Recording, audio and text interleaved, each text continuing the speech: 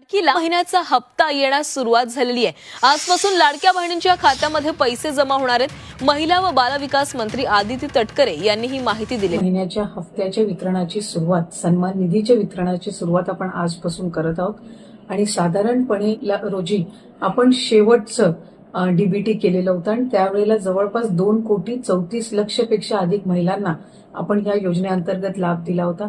आज महिन्याचा हप्ता वितरित करत असताना यामध्ये 2,34,00,000 महिलांचा समावेश तर आहेच, पण ज्या महिलांना आधार सीडिंगमुळे लाभापासून वंचित राहावं लागत होतं त्याच्यातल्या सुद्धा ज्यांची आधार सीडिंग झालेली आहे त्या लाभार्थ्यांना सुद्धा आज आपण लाभाच्या वितरणाची सुरुवात सन्मान निधीची करत आहोत आणि साधारणपणे 2,34,00,000 आणि आधार सीडिंग झालेल्या ज्या लाभार्थी असतील त्यांना लाभ वितरणाची सुरुवात आजपासून होत असताना येत्या 4 ते 5 दिवसांमध्ये टप्प्याटप्प्याने आपण या लाभाचं वितरण करणार आहोत। आज साधारणपणे आधार सीडिंग झालेल्या नव्याने झालेल्यापैकी 12 लाखापेक्षा अधिक महिलांना आपण लाभ वितरणची सुरुवात केलेली आहे।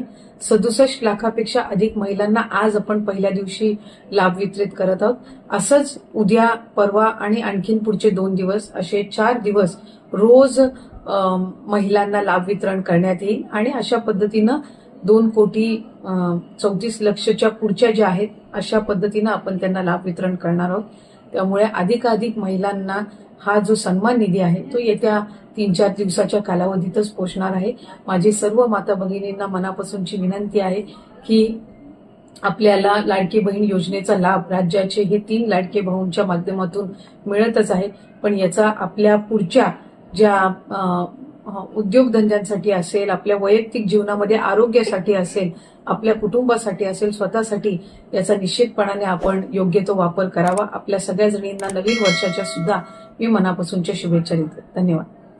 इन्कम टॅक्स डिपार्टमेंट सोबत असेल आणि इतर यांच्या सोबत जे काही क्रॉस व्हेरिफिकेशन चालू केलेलं आहे त्याच्यामुळे ही एक ऑनगोईंग प्रोसिजर राहणार आहे, सातत्याने ती चालू राहणार आहे। त्याच्यामुळे कमी जास्ती नंबरमध्ये आपल्याला पुढच्या कालावधीमध्ये पाहायला मिळेल।